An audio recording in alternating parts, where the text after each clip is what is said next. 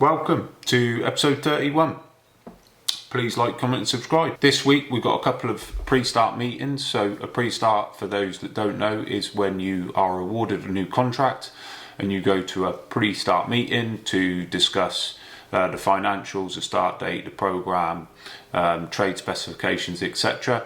So we secured two new developments in just close to our office. Local work is key to our development of the apprentices and keeping them all local. We are also going to start Scaffolding Apprentices. We'll be opening the doors hopefully for September. Without further ado, we'll get out in the field and we'll have a look and see what's been going on in the world of A&D, and we'll try and drop some useful hints, tips and tricks along the way. So let's have a look.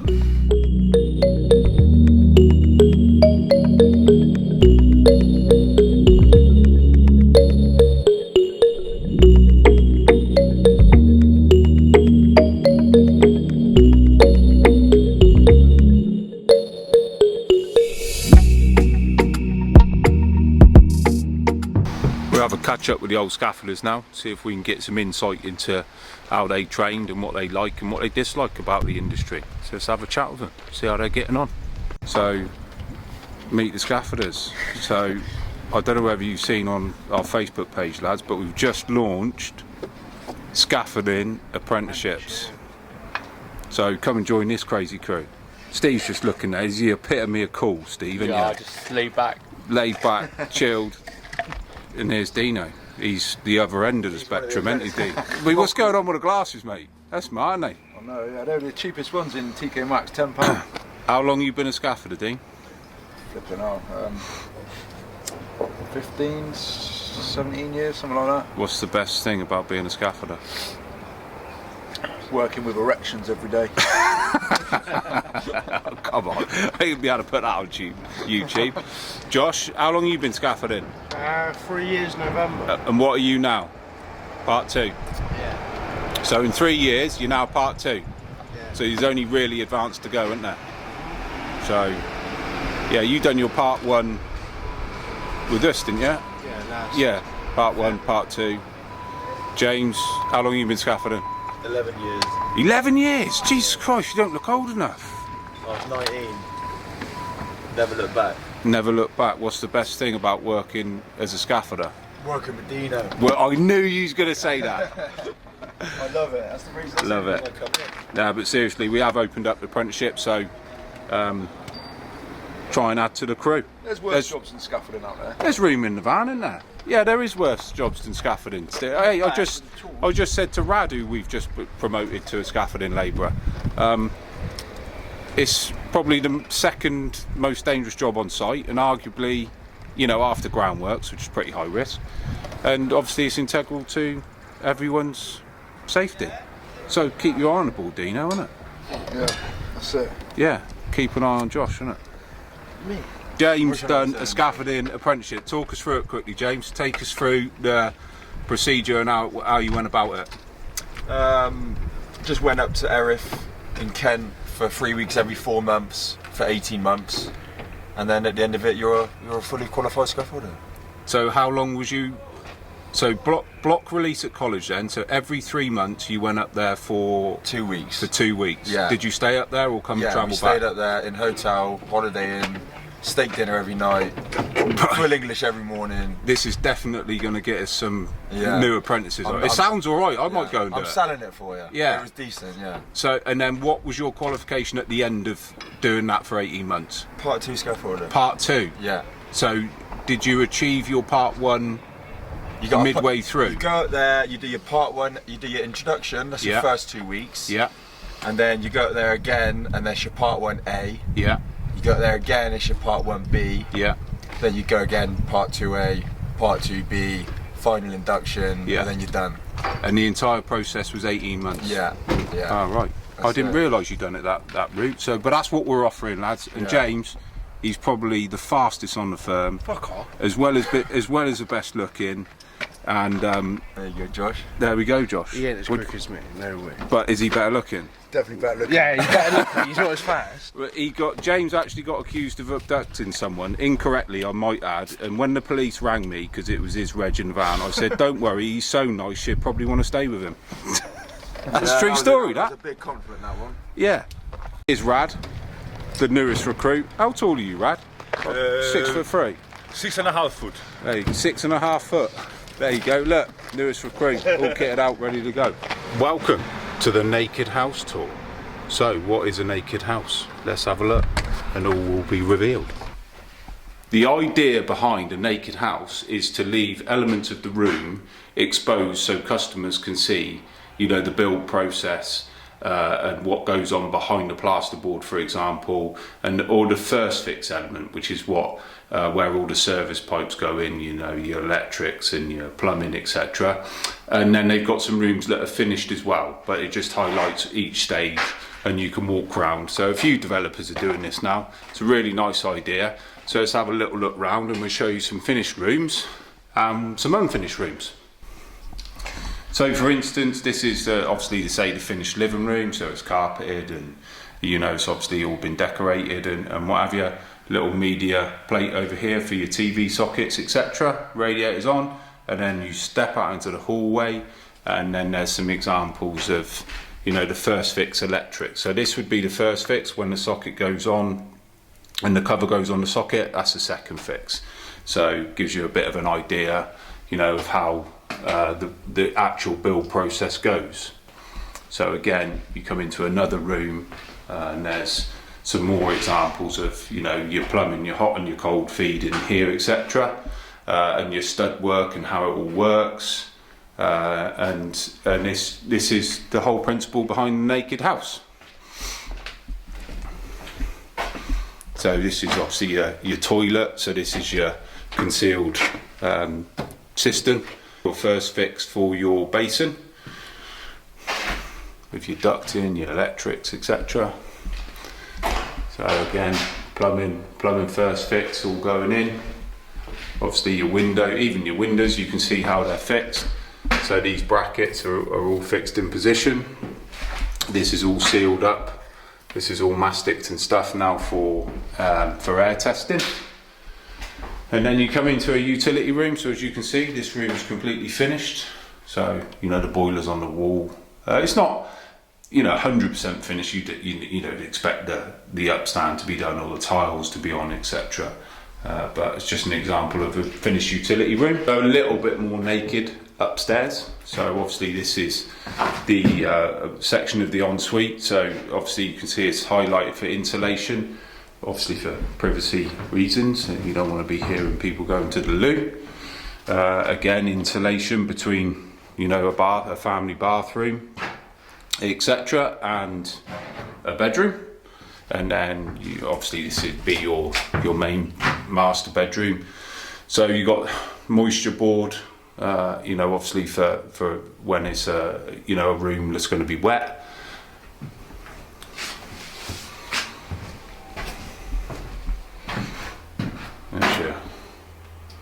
There's your plumbing,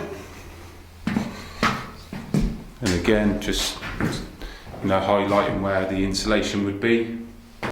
So this would be the master bedroom now. So you've got some example of the stud work that's up, and then you've got a bare wall, and then obviously you've got some more stud work here. Again, this wall would be insulated, and then they finished the ensuite as well. So the floor's been covered in ply because it's tiled. Just an example of good practice.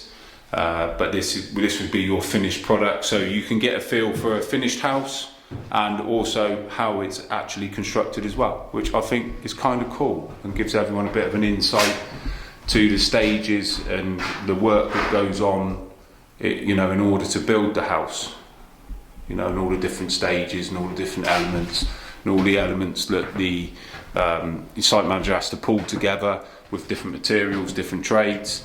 It's actually quite a task. So this is called pattricing, things like that. If there's a radiator or a towel rail or something like that that's going on there, tend to put pattricing, which is just basically for it to be fixed in. And that's how it works. So that is the naked house tool. So as you can see here, this is another example. So this is an example of tape and jointing. So rather than a full plaster, they just tape and then joint the sheets of plasterboard. So You know, this will be a join here between two sheets, so they put some special tape over it, some special mesh, and then they fill it and then they sand it down. So personally I prefer a plastered finish, but plastering, especially come winter, takes longer to dry. It can cause delays to the program, and tape and jointing is fine as long as it's done, you know, nicely and correctly. So, but you can see all this is the whole house would be tape and jointed, and that's it. That's the magic that creates your wonderful homes. So here's some bare plasterboard, for example. So let's have a look. So here, for example, this is a join between two boards, so on the corner. So this will have some tape put down it and a joint, and then it'll be sanded down, and then it can be painted over.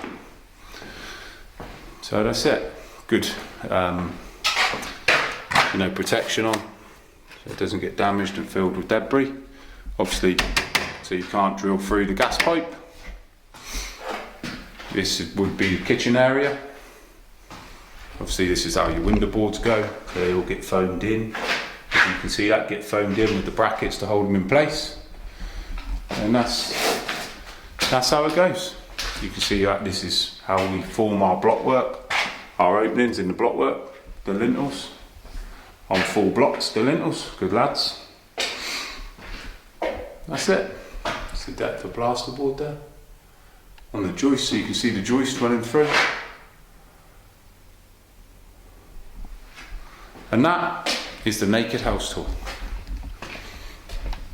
Cool idea. We'll see if there's some other naked house tours that we can do on some of our other developments, and I'm also going to do one on our own development as well. But yeah, gives you a little insight. Any questions, put them below. So just thought I'd pop out to Khan, check the roof tiler. He's all finished now. We finally got the chimneys up and in position, so he's completed the roof. We've had the lead work done, and we've also completed the low level, so we'll have a little look at that as well. Just the lead work to go on the low level, but he's going to do the lead work when he comes back and does the porches. So let's have a quick look round. So this is the low level roof on the rear. So this is where a lead tray comes out, so we've built in some pre-formed trays in here. The lead sits underneath it and comes down onto the roof to obviously keep it watertight. So yeah, but that's all, it's all done.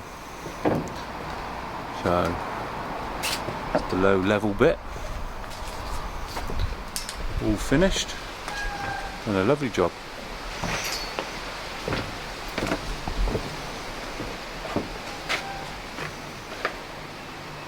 Looks nice. Actually quite a big area. Let's have a look up top, shall we? So this is the main roof now, completely finished. So you can see the lead work to the two chimneys. So they sit on a couple of sheets of like ply in between the roof trusses, and then there's a lead saddle goes round them, and they're all fixed down and bolted down in position. But great match to the brick. So all the ridge tiles been filled in around it now, and all the verge tiles. Obviously matching chimney down this end, obviously. But yeah, that's how they work. So done a lovely job with the lead as well, to be fair. So yeah, nice finish. All closed off. Guttering's on. So there's the chimney. So now we can strike it all now. Bit of a close up of the chimney. So about £1,500 for the two chimneys.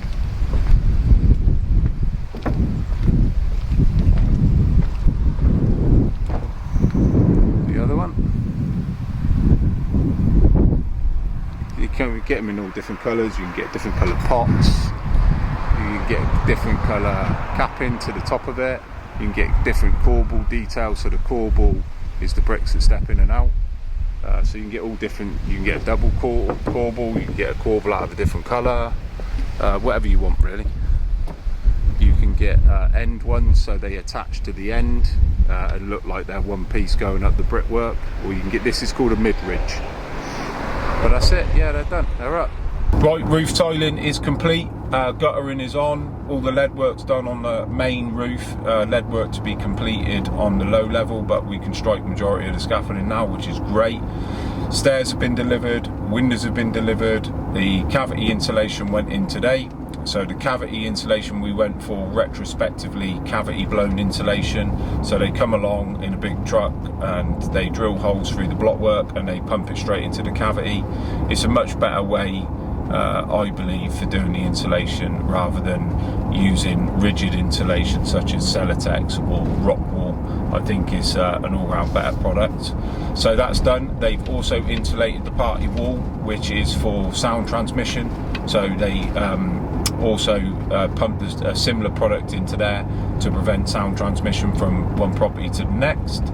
So we got the carpenter lined up next week to complete his first fix. We've got the loft insulation being done next week as well.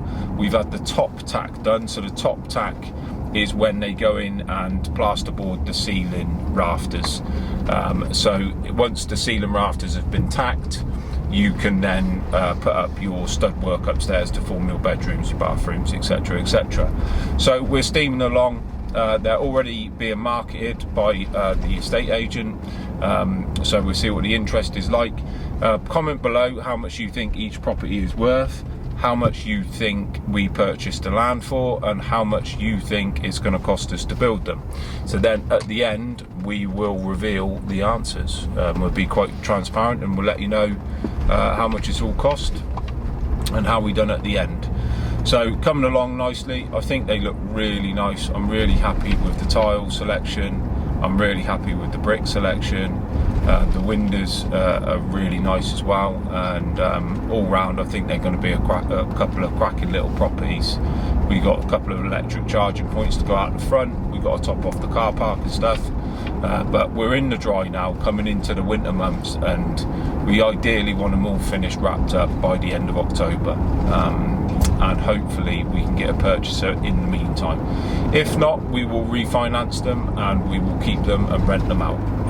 So either way, we will practically be done at the end of October, and then it's a case of we either sell them at that point or we refinance them at the same point. So nothing lost, nothing gained at this point. Let's just keep pushing, let's get them done, and yeah, looking good. So I'll keep you updated. Tomorrow is a Saturday shift, so we'll see how we get on with that little lot. Catch you tomorrow. The hat's backwards and everything, mate. Serious business today. I thought he was going to run me over when I walked towards you. Don't think Chop's too happy. Look, we got the flat blocks today. We just got to lay all these blocks. Blocks laid flat. There you go. Right, we are back on another Saturday shift. We've got Giuseppe up here in the corner somewhere, along with Chaz. Chaz was out again last night, so feeling a little bit jaded.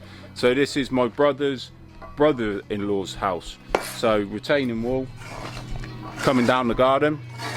So we'll time lapse it, we'll have a look. We've got my other brother Liam, we got Will, Johnny, myself, Carl and Giuseppe. So let's get it done. Bit cooler this week.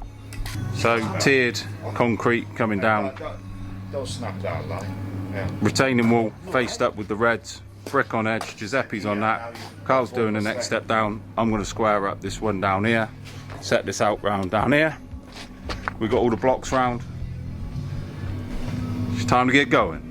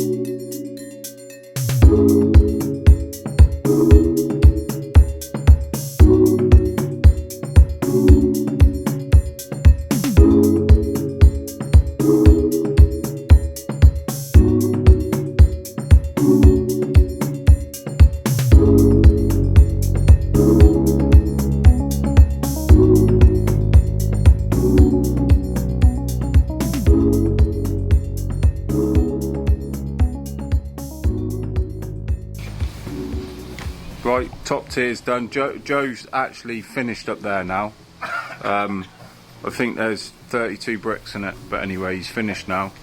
And then he's going to come down, well actually run out of bricks. But anyway, we faced up the retaining wall down on the next tier, and now we're just about to set out the block work on this last tier. So, on the home straight, here's Big Will. Oh, don't put no blocks in there. Oh, where's he meant to put them? Anyway, so top tier done, brick on edge done. There's steps going there eventually with patio slabs on up to there, and then the same where Liam is in there, and then brick on edge to go across here, brick on edge across here, brick on edge in the return, and done. And then this block work fills in down here. Same again, another set in the step there, and then that's it.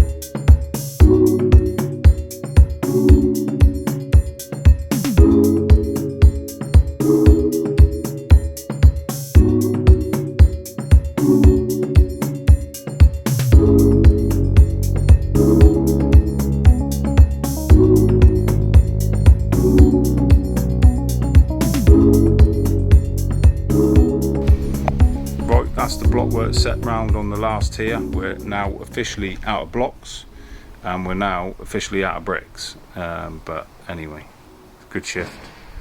Got a lot done. So it's all set in here now. Face brickwork straight in front of here because of the patio level. But yeah, that's as far as we can go today, unfortunately. Right, that's a wrap. Episode 31. Retaining wall. Partly done. Just took us longer to clear up than it has to build the wall. but yeah, good shout from everyone. Is that Johnny back with the adapter? Yeah. Johnny's back with the adapter. He's had to get an adapter for the jet washer because most of the muck ended up on the floor. But anyway, that's a wrap. I'd like to dedicate this episode to my beautiful sister Laura and the new addition, and obviously Mike and the rest of the family, and Mum and Dad. Happy anniversary, 46 years going strong. Please like, comment and subscribe, and I'll see you next week.